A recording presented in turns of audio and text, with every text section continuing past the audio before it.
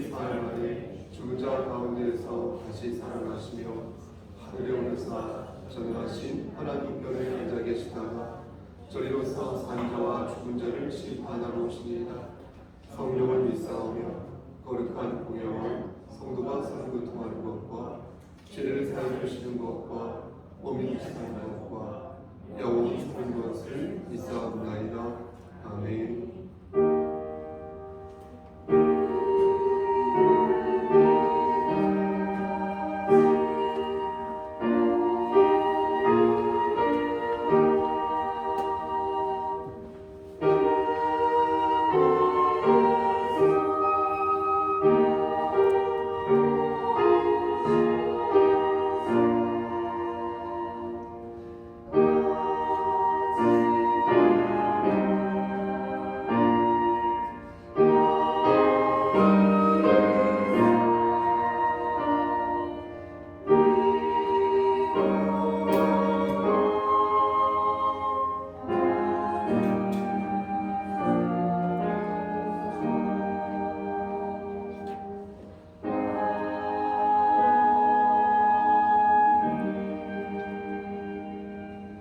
예수께서 이르시되 나는 부활이요 생명이니 나를 믿는 자는 죽어도 살겠고 무릇 살아서 나를 믿는 자는 영원히 죽지 아니하리니 이것을 내가 믿느냐.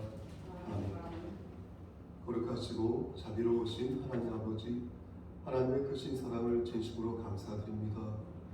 우리에게 영벌이 아닌 영원한 생명을 허락하셔서 하나님의 자녀로 세워주심을 진심으로 감사드립니다. 이 시간 우리가 온 마음을 다하여 하나님의 성호를 찬양할 수 있도록 하시고 신령과 진정으로 드려주는 귀한 예배 되게 하셔서 악한 마음이 틈타지 아니하도록 우리의 심령을 붙잡아 주시옵소서. 예수 그리스도의 받들어 감사하며 기도드렸사옵나이다. 아멘. 찬송가 191장 찬송드리겠습니다.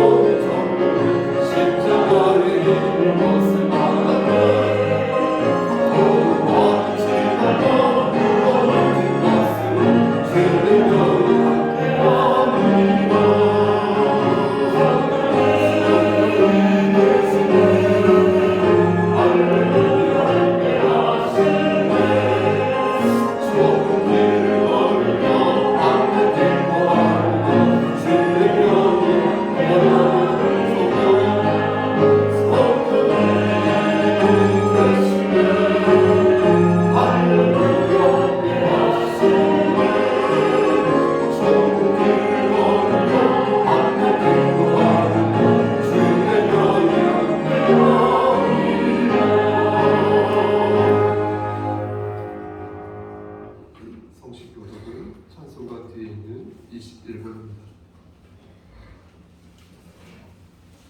찬송가 뒤에 있는 성식교도 21번입니다.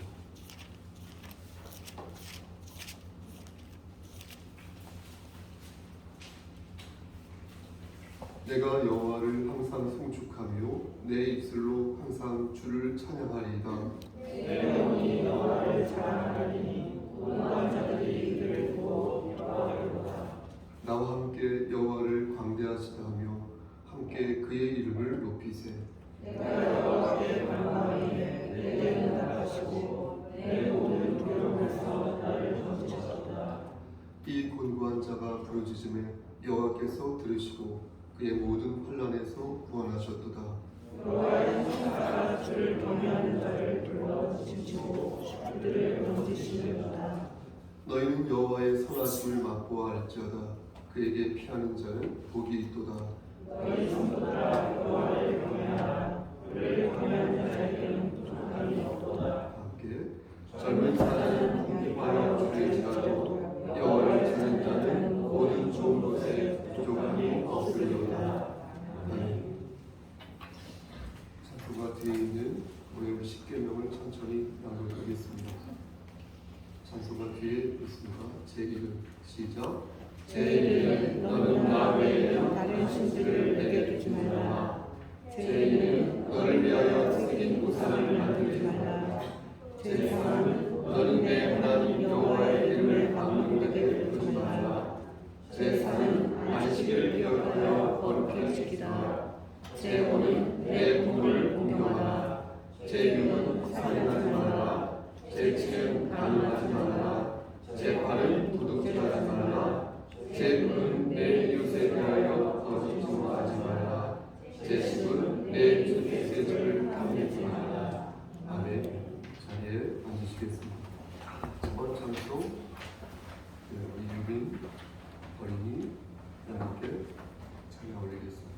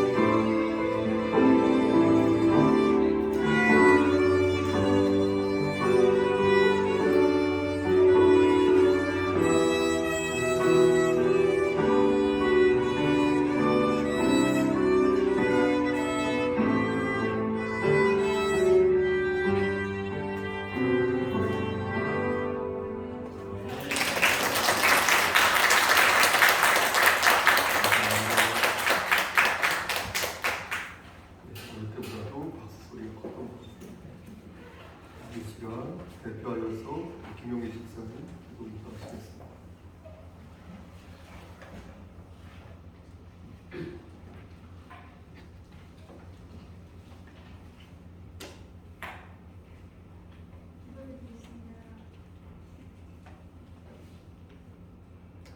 오늘도 하나님의 은혜를 사모하여 주님의 공동체에 나와서 예배를 드리는 기별된 축복을 주신 하나님의 크신 은혜를 진심으로 감사드립니다.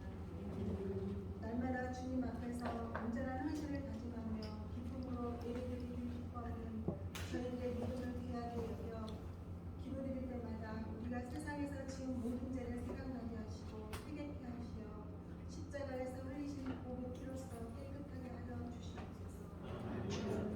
오늘 가정의 날입니다. 가족들 중에 믿지 않는 가족으로 하나님 앞에 근심하며 기도하는 자녀들이 있습니다. 사랑하는 남편, 사랑하는 아내, 우리 자식들, 우리 부모님들이 그 가운데 어느 누구라도 예수님을 믿지 않는다면 많이 힘들고 괴롭고 또 오랫동안 기도 가운데 있습니다.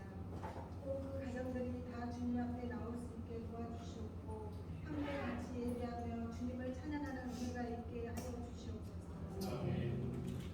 하나님, 그동안 믿음이 흔들렸고 지금도 가끔 그 마음에 여러 모습으로 여러 가지 갈등하고 있는 저희를 이제는 다 잡고 하나님 앞에 이전보다 더욱더 회복된 모습으로 예배하는 예배자의 삶을 살아갈 수 있는 단단한 마음의 믿음을 허락하여 주시옵소서. 하나님, 우리에게 주신 그 모든 사명들이 다시 한번 되짚어보며 또 우리가 기도하고 간구해야 될 것이 무엇인가를 돌아볼 수 있는 우리의 삶이 되게 하여 주시옵고 날마다 말씀을 가까이 했는지 날마다 기도의 자리에 있었는지 예배의 자리에 나아갔는지 우리 자신을 돌아볼 수 있게 도와주시옵소서. 그리고 보이지 않게 수고하고 애쓰는 많은 성도들을 기억하여 주시고 그들의 수고가 헛되지 않고 하늘의 상급이 쌓일 수 있도록 하나님 인도하여 주시옵소서. 성덕교회 성도들 다 다른 기도 제목들로 간절히 기도하는 머리머리 위에 주님의 놀라운 은혜로 힘들고 지칠 때 다시 일어설 수 있게 은혜 내려 주시옵소서. 이 시간도 말씀을 증거하시는 목사님을 위하여 기도드리오니 주님께서 목사님의 건강과 가정을 지켜주시고 무엇보다 말씀을 외치실 때마다 영혼이 깨우침을 받아 주님께로 돌아오는 역사가 있게 하여 주시옵소서. 이 시간 우리 모두가 감사로 예배드리는 이 예배를 주님 기쁘게 받아주시길 바라오며 예수님 이름으로 기도드립니다. 아멘.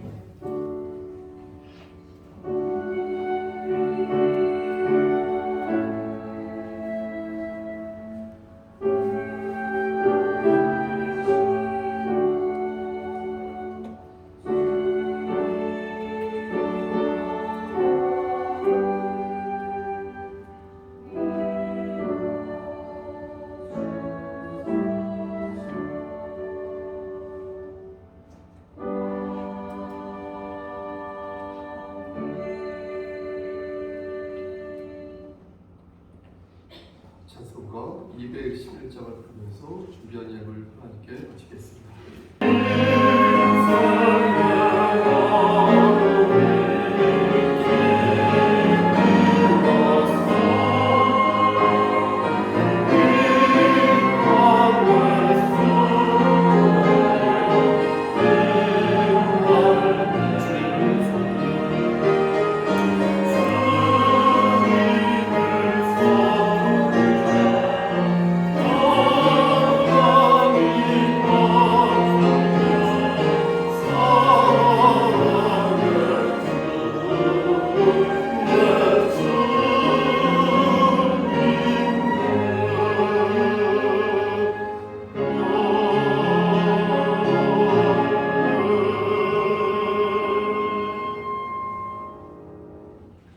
기도하십니다.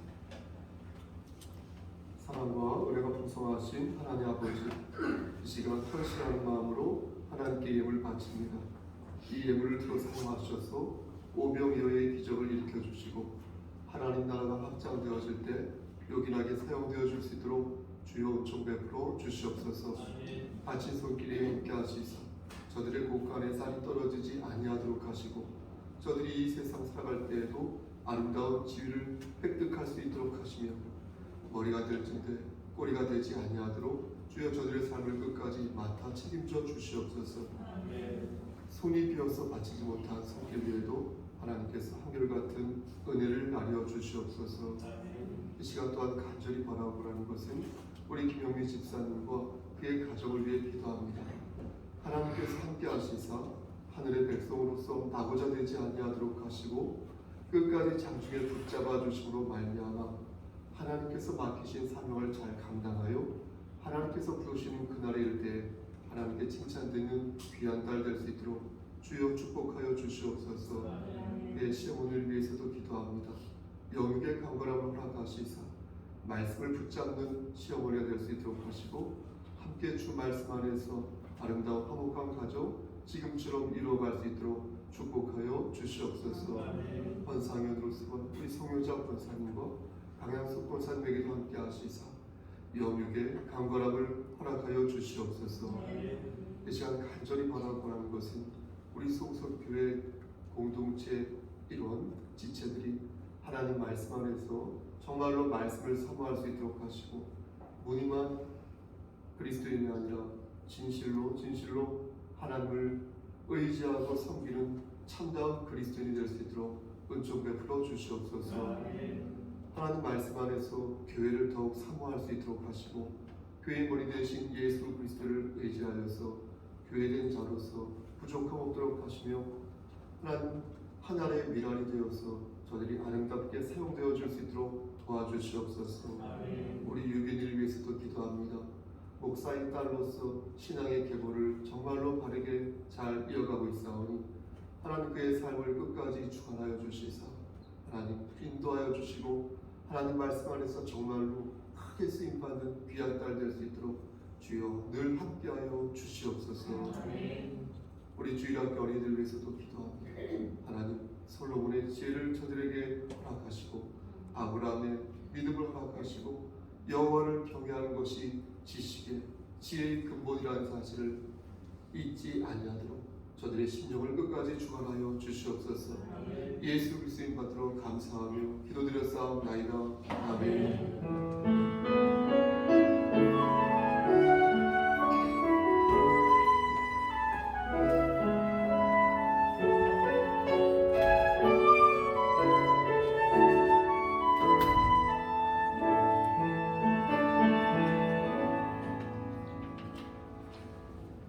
우리 주일학교 어린이들 잠깐 일어나 주시겠어요? 자리에 일어나시면 우리 주일학교 어린이들 보고 축복하는데요. 아시죠? 그리스도의 평강이 그대에게 하면서 축복하겠습니다. 그럼 축복받고 밑으로 내려가서 말씀 드리겠습니다.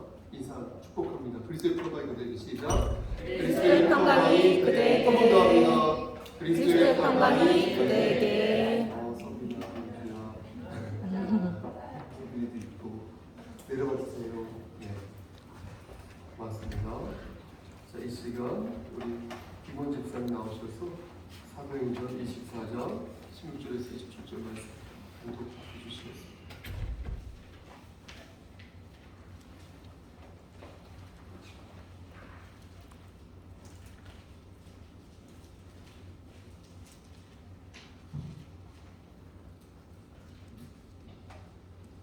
사도행전 24장 16절에서 27절 말씀 공독하겠습니다. 이것으로 말미암아 나도 하나님과 사람에 대하여 항상 양심의 거리낌이 없기를 힘쓰나이다. 여러 해 만에 내가 내 민족을 구제할 것과 재물을 가지고 와서 이는 중에 내가 결례를 행하였고 모임이 없고 소동도 없이 성전에 있는 것을 그들이 보았나이다.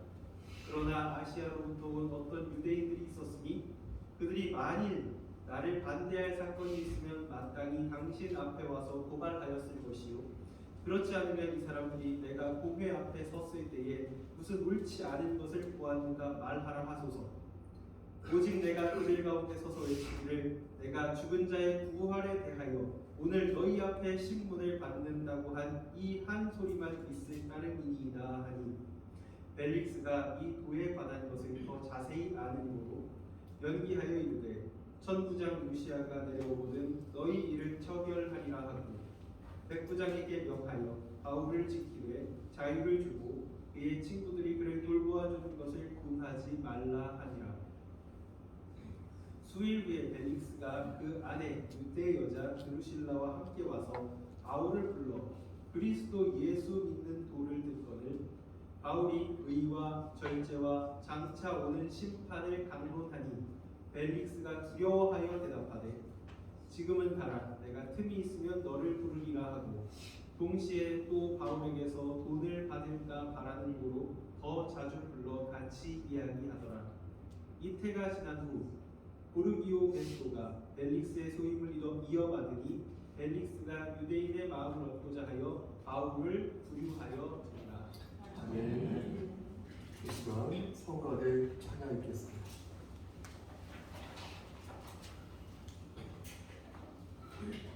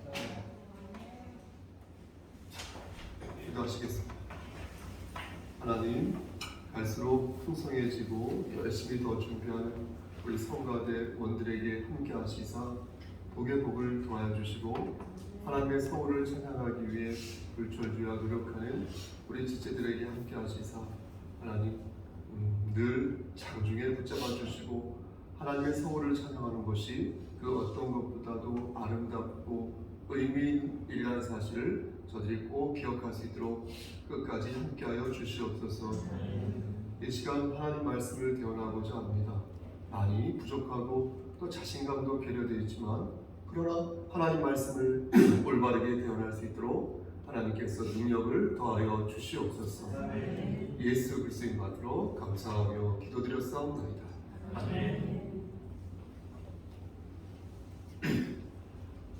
작가 최인훈 아시죠? 네. 최인훈이 쓴 소설 중에 회색인이라는 소설이 있습니다. 광자로 유명한 작가인데요. 1920년에 광자 그걸 쓰고 한 3년 정도의 장기적으로 이렇게 연재를 한 작품입니다. 저는 이 소설을 여러 번 읽었는데요. 또 읽을 때마다 제3의 인물이 떠오르는 것입니다. 하얗지도 않고 까맣지도 않은 그 경계인, 주변인, 그런 회색인 그런 인물이 그런 캐릭터가 떠오르는 것입니다. 소설 속에 등장하는 인물은 크게 세 사람 혹은 세 유형인데 먼저 주인공 독고준이라는 인물이 나옵니다. 독고준. 이 사람은 늘 범인하고 늘 고뇌하면서 아주 하루를 힘들게 사는 사람이었습니다. 그는 국문학도였는데요. 소설을 쓰는 사람으로 등장합니다. 자신을 이렇게 둘러싼 그 소외감에서부터 벗어나기 위해서 무척 노력하지만 결국 현실에서 자유롭지 못한 모습을 독고준 보여줍니다. 두 번째 인물로 김학이라는 인물이 등장합니다. 맞죠? 이 사람은 주인공 독고준과는 달리 매우 적극적이고 진취적인 사람이었습니다. 그러니까 주인공 독고준이 햄릿형 사색하고 소극적이었다면 사회 변혁에 회의적이었다면 그의 친구 김학이라는 이 사람은 적극적이고 진취적이면서 사회 변혁을 꿈꾸는 행동주의자였던 것입니다. 그래서 세상을 바꾸기 위해서 고향으로 내려와서 자신의 이상을 실천하기 위해서 애쓰는 모습을 보입니다. 세 번째 인물로 현호성이라는 사람이 등장합니다. 현호성. 이 사람은 또 다른 인간의 군상을 보여주는데요. 이 현호성은 출세를 위해서 수단과 방법을 가리지 않는 사람이었습니다. 그러니까 북한에 사랑하는 여자가 있었거든요. 그런데 그 여인을 대신하고 남쪽으로 건너가서 남쪽 여인과 사랑에 빠지게 됩니다. 그래서 출세를 위해서 공산당 당원증을 버리고 남한의 자유당에 입당하는 그런 권력 지향형의 인물이었습니다. 이렇게 세 명의 인물이 옥신각신 이야기를 만들어가는데 그 중심에는 주인공 독고준이 힘겨운 몸부림을 펼치는 모습을 볼 수 있습니다. 그러니까 어느 한쪽 노선을 정하지 못하고 왔다 갔다 하는 회색인 경계인의 모습을 보여주면서 1950년대 말, 60년대 초 그때의 낯선 상황에 그가 적응하지 못하고 자신을 소외시키면서 괴로워하는 그런 현대인의 모습을 보여준 것입니다. 저는 서두가 좀 길었는데요. 이런 군상들 속에서 우리의 모습을 발견하는 것입니다. 그래서 2023년을 사는 지금도 그때의 모습과 다르지 않다고 저는 생각하는 것입니다. 현실에 적응하지 못하고 하루하루를 힘겹게 살아가는 독고준이라는 사람도 있고 그와 달리 적극적으로 자신의 삶을 개간하면서 보다 나은 삶을 위해서 자신의 이상을 실천하는 그런 김학이라는 사람도 있습니다. 하지만 출세를 위해서 별의별 짓을 다하는 현호성이라는 사람도 있습니다. 그래서 나에게 득이 되면 자신이 영혼까지 팔 수 있는 그런 무지성의 사람을 우리는 지금도 종종 보게 되는 것입니다. 오늘 본문에 나오는 인물 중에 벨릭스라는 사람이 있는데요. 이 사람이 바로 현호성과 같은 인물이다 이렇게 말씀드릴 수 있겠습니다.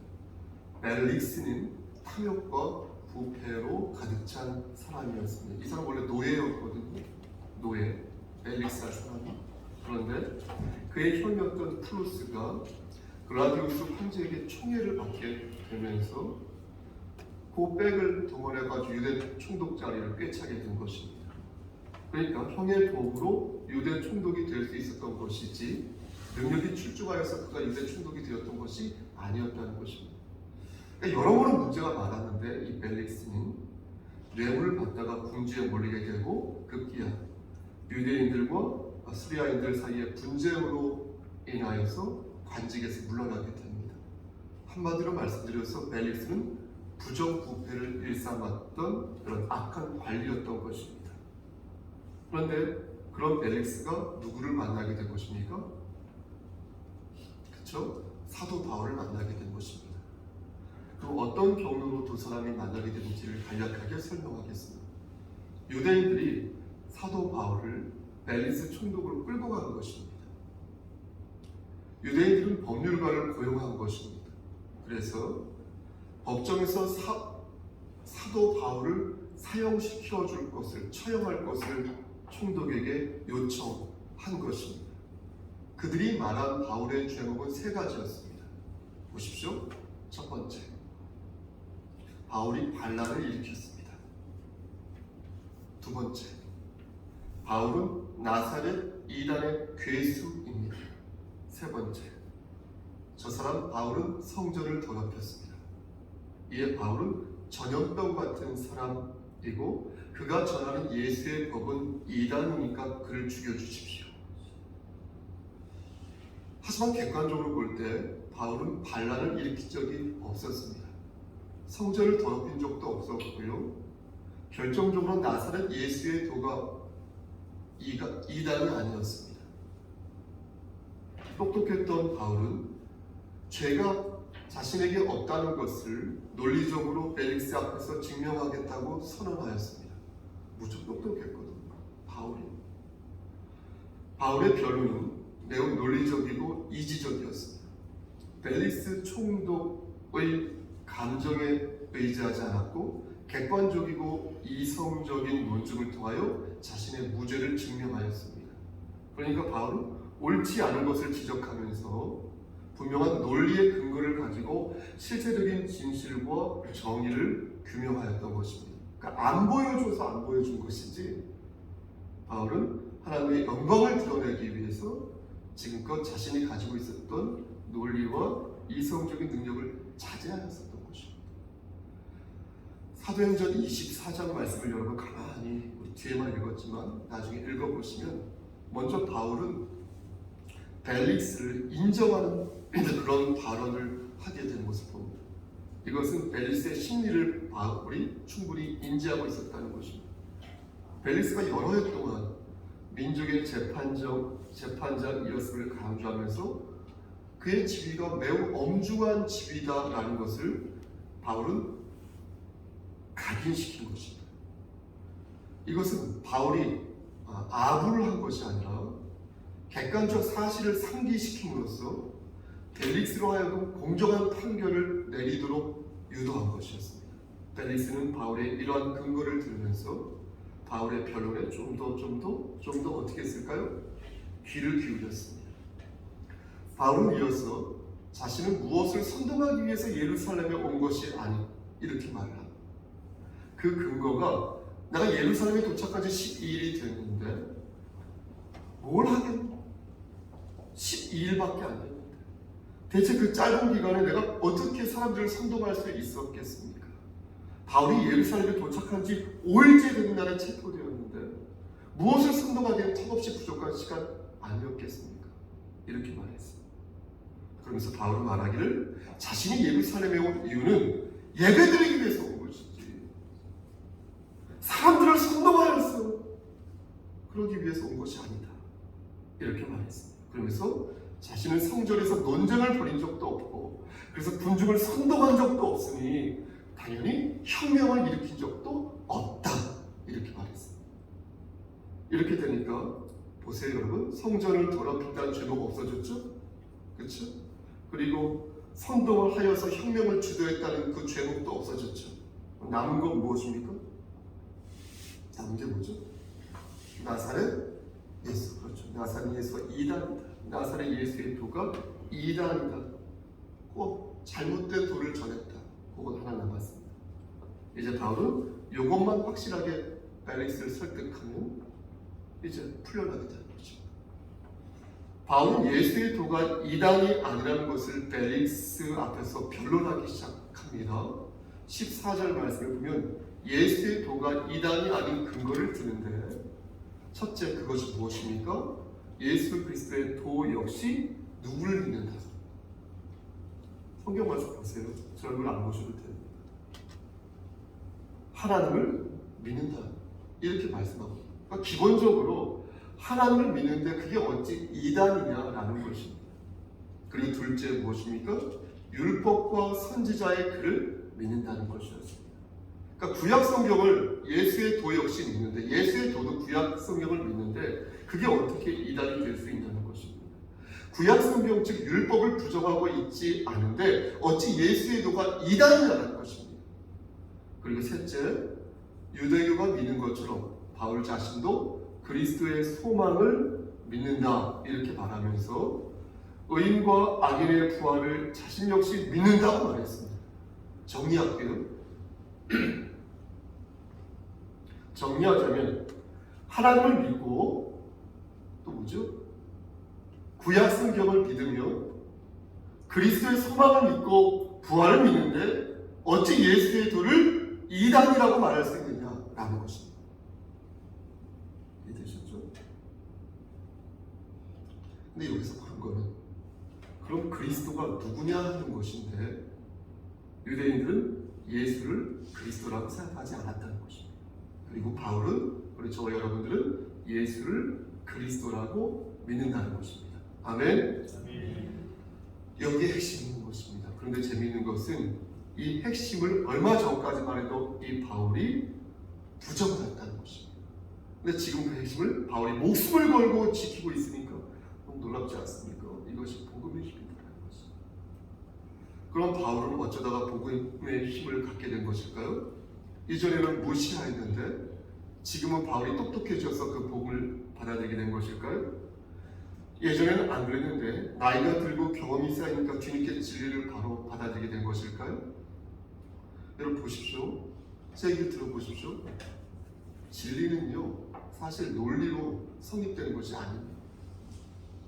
재미로도 성립되는 게 아니에요. 여러분들 아무리 즐겁게 해도 여러분들을 설득할 수 없어요. 감명을 줘도 설득할 수 없습니다. 논리로 설명할 수 없습니다. 왜냐하면 진리는 말씀드린 것처럼 우리의 감정, 우리의 이성, 지식, 우리의 논리 위에 있기 때문에 그렇습니다. 논리가 진리를 품고 있으면 진리는 논리로 충분히 설명될 수 있을 것입니다. 하지만 하나님의 진리는 논리를 초월한다는 것입니다. 우리의 이해 득실을 초월한다는 것입니다. 우리의 생물학적인 그런 부분들을 초월한다는 것입니다. 우리의 경험과 감정을 초월하신다는 것입니다. 그러니까 기본적으로 그 차원을 뛰어넘게 하나님의 도우심이 없으면 진리를 받아들일 수가 없는 것입니다. 목사가 백날, 천날 얘기해도. 그래서 바울이 아무리 논리적으로 진리를 설명하여도 거기에는 한계가 있을 수밖에 없는 것입니다. 오늘 말씀 너무 은혜가 됐어. 나 이제 이렇게 살아야지 라고 생각하다가도 바뀐다. 그럼 우리는 여기서 이렇게 물을 수 있습니다. 그럼 바울은 왜 논리로 설명하기 힘든 진리를 설명한 것일까요? 왜 바울은 이성과 논리를 벨릭스 앞에서 사용하고 있는 것일까요? 여기에서 우리는 하나님께서 우리에게 주신 은사를 생각해야 합니다. 제가 이렇게 생각하고서 말씀을 준비했거든요. 하나님께서는 저와 여러분들에게 은사를 주셨어요. 은사. 하나님의 영광을 위해서 사용하라고 주셨어요. 그래서 그 바울은 그 은사를 사용한 것이에요. 자신이 받은 그 논리적인 그 힘을, 그 능력을 사용하여서 비록 진리를 이해시키는 데 있어서 한계가 있지만 그 은사를 바울은 성실하게 사용한 것이에요. 보십시오. 그러니까 그게 성과가 있든 없든 간에, 그 사람의 마음이 변했든 변하지 않든 간에, 하나님으로부터 받은 은사라면 그 은사를 최대한 발휘하기 위해서 사도 바울은 최선의 노력을 다했다는 것입니다. 그러므로 우리는 이 부분에서 저와 여러분들이 받은 은사를 한 번 더 생각해야 할 것입니다. 힘들고 지치고 짜증이 나고 때로는 무기력함에 빠질 때가 있지만 우리가 받은 은사를 꺼내어서 그것을 멈추지 않고 우리는 사용해야 한다는 것입니다. 왜냐고요? 거듭 말씀드리지만 그 은사는 하나님께서 우리에게 주신 것이기 때문에. 그러므로 우리는 그런 은사를 발휘하는 사람을 보면 어떻게 돼요? 박수 쳐주고 인정해주고 칭찬해줘요. 그리고 내가 그런 은사를 발휘하도록 나 역시 최선의 노력을 다해야 할 줄 믿습니다. 당시 사람들은 나사렛 예수를 부정하였듯이 여러분 지금도 하나님을 믿는다고 말하는 사람들 중에 보면 예수 그리스도의 능력을 부정하는 사람들이 있습니다. 자, 구체적으로 예를 들어볼까요? 여호와 증인 아시죠? 그렇죠? 여호와 증인이 어떻습니까? 그들은 예수 그리스도의 능력을 부인하잖아요. 그러니까 이단인 거예요. 여러분 안식일교 아시죠? 그들도 예수 그리스도의 권능을 부정하잖아요. 이단인 거예요. 여러분 신천지 어떻습니까? 그들은 이만희 교주를 예수의 반열로 끌어올렸잖아요. 예수를 부정한 거랑 똑같죠. 이단인 거예요. 여러분 하나님의 교회 어떻습니까? 하나님의 어머니는, 하나님의 교회는 하나님의 어머니라는 컨셉을 만들어가지고 장길자를 예수의 반열에 올려세웠죠. 이단인 것이에요. 가까이 하면 안 되는 거죠. 제이미스 맞나요? 정명석 어떻습니까? 그렇고 그런 사람이잖아요. 통일교에서 문성명을 하락자 그런 사람이잖아요. 이단인 것이에요. 자신을 예수가 말하고 선지자가 말하고 구원자라고 말한다는 거예요. 그렇게 사치하는 거예요. 그렇게 사람들이 현혹하는 거예요. 제가 일일이 말을 안 해서 그렇지 우리 교회도 다녀간 바 있고 제 메일로도 또 손편지로도 얼마나 정성스럽게 저에게 편지를 일주일에 한 번씩 보내시는지 몰라요. 답장하고 싶을 정도로 손편지 복사한 거 말고 편지를 받아본 적이 없는데 시답자는 논리로, 시답자는 말로 기성교회를 흔드는 자들이 한두 명이 아니다. 여러분 이들이 오늘 본문에 나오는 유대 종교인들과 뭐가 다릅니까? 저는 다르지 않다고 생각합니다. 더 악랄하고 지독하죠. 사랑하는 우리 성도 여러분, 진리를 지키는 일은요 정말로 고된 일입니다. 정말로 힘든 일입니다. 이러지도 못하고 저러지도 못하는 애매한 삶을 그리스도인들에게는요, 사는 그런 그리스도인들에게는요 얼마나 더 힘든지 몰라요. 그런 목사에게도. 우리는 바울을 생각하면서 하지만 어떤 면에서 위로를 받는다는 것이. 바울은 결혼을 안 했거든요. 독신주의자였어요. 그 위로가 되는 거예요. 바울은 결혼 생활 잘 몰라요. 또 기록에 의하면 바울은 맞습니까? 61년 맞습니까? 목사님? 61세 혹은 62세에 돌아가셨어요. 순교하셨어요. 그러니까 일반적으로 생각할 때 70, 80 인생을 모를 거 아닙니까? 그럼에도 바울은 결혼 생활도 몰랐고 70과 80년의 삶도 90년의 삶도 몰랐지만 바울은 어땠어요? 오라, 나는 곤고한 사람이다. 이 사망의 몸에서 누가 나를 건져내리 이렇게 고백해 주었거든요. 자신을 죄와 사망의 몸에서 건짐을 받아야 할 존재라고 고백해 주었거든요. 하물며 우리는 어떠하겠습니까? 오늘 본문 16절 말씀에서 바울은 이렇게 말합니다. 이것으로 말미암아 나도 하나님과 사람에 대하여 항상 양심의 꺼리낌이 없기를 힘쓰니. 그렇죠? 바울은 그러니까 양심에 의거하여서 진리를 외면할 수가 없었던 것입니다. 그가 체험한 많은 일과 그가 깨달은 예수 그리스도의 은혜 앞에서 얼마나 많이 바울이 넘어지고 쓰러지고 반복하였는지 몰라요. 하지만 다시 예수의 도리를 바울은 선포하지 않을 수가 없었던 것입니다. 그러지 않으면 양심의 가치를 느끼니까 죽을 것 같으니까. 그래서 나의 습관이 되고 나의 생활이 되고 나의 생명이 되어버린 이 하나님의 말씀을 사람들에게 전하지 않을 수 없었던 것입니다. 근데 재밌는 상황이 연출돼요. 바로 벨리스 총독입니다. 사도 바울의 말을 곰곰이 듣던 이 벨리스라는 남자 있죠. 이 총독, 이 사람. 그가 말하는, 바울이 말하는 도가 틀리지 않은 거예요.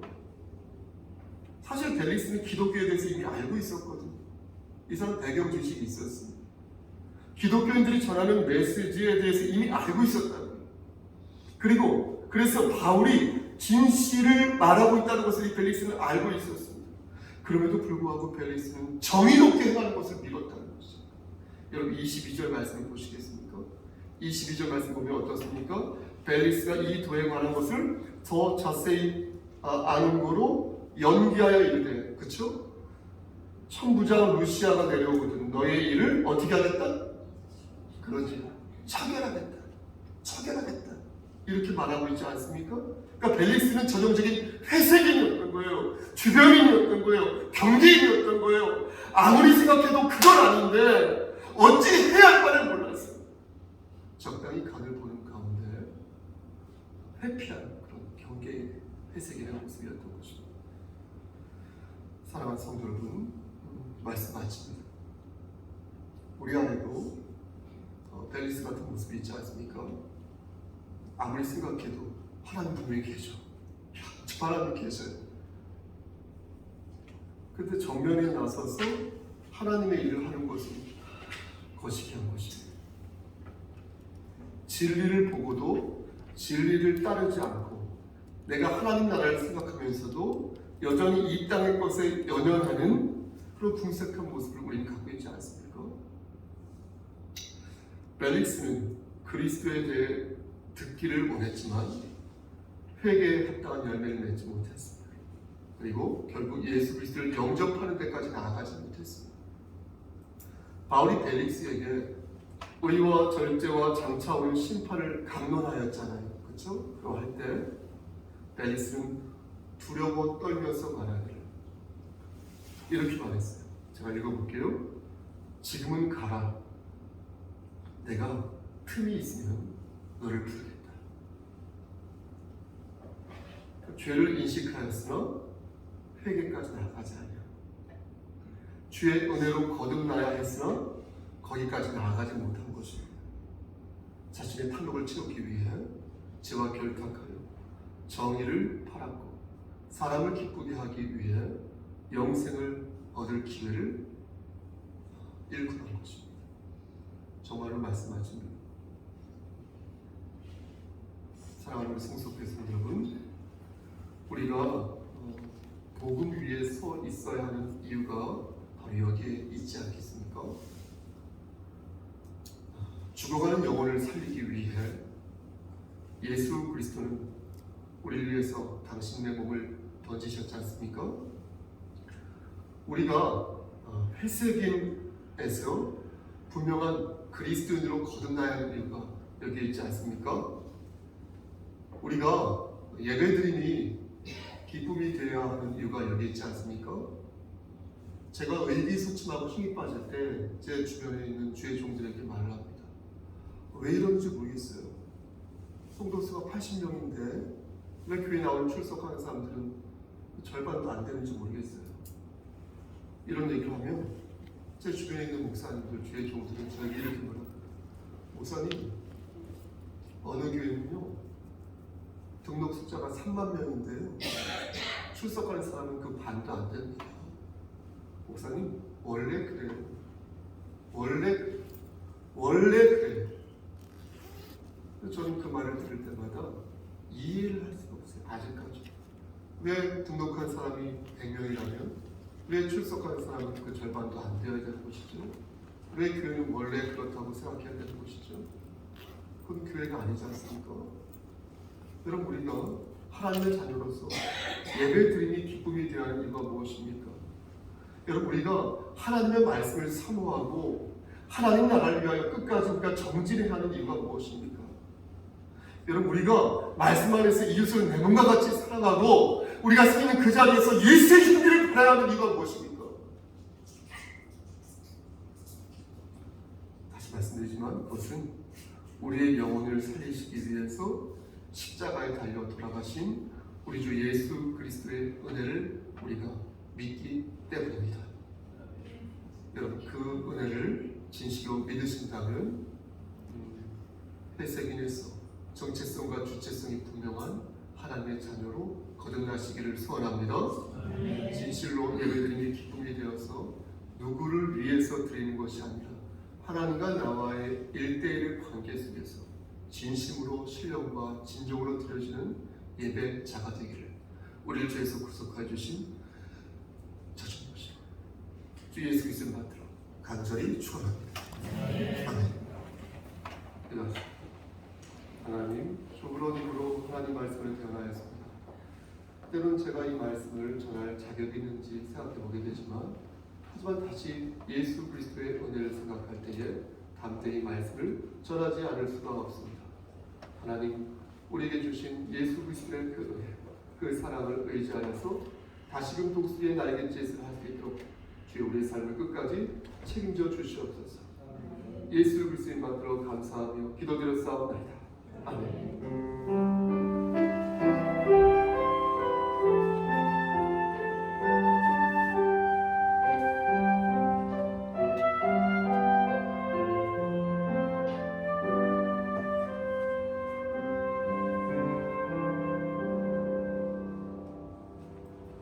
주의 소식은 제가 전하도록 하겠습니다. 주보 뒷장을 보시기 바랍니다. 다음 주일은 기자 보셨죠? 다음 주일은 성령 강림 주일입니다. 세상은 부처님 오신 날, 부처님 오신 날이 토요일입니까? 일요일입니까? 토요일이죠. 주일이 아니죠. 세상은 부처님 오신 날이라고 하여 토요일부터 연휴를 보내지만 우리는 그렇지 않습니다. 회개하는 마음으로 다시 시작하는 마음으로 성령 하나님의 임재를 바라야겠습니다.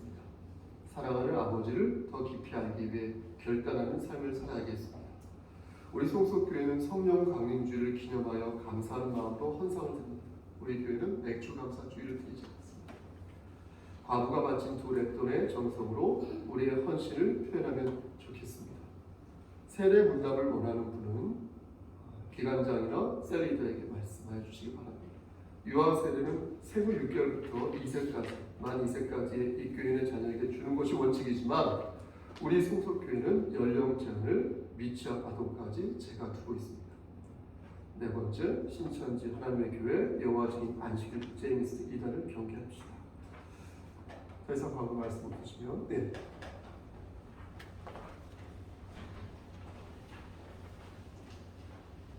성두경 권사님께서 성도님들과 나누려고 영양센터이라는 음료수를 준비하셨습니다.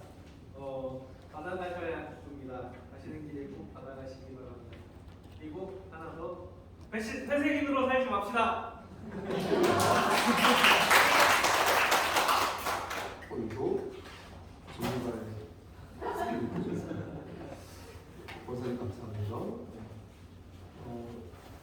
더 이상 교회 소식이 없으시면 일어나셔서 찬송가 53장을 올리겠습니다.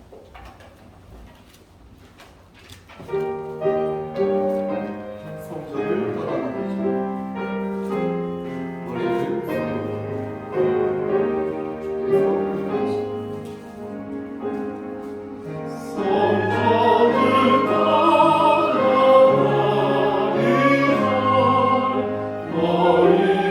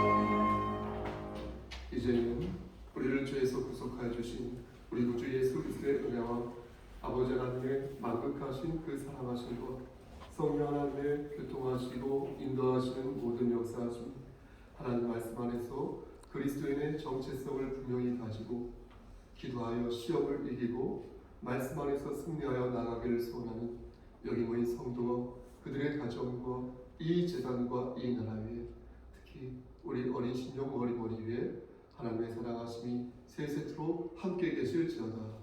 아멘.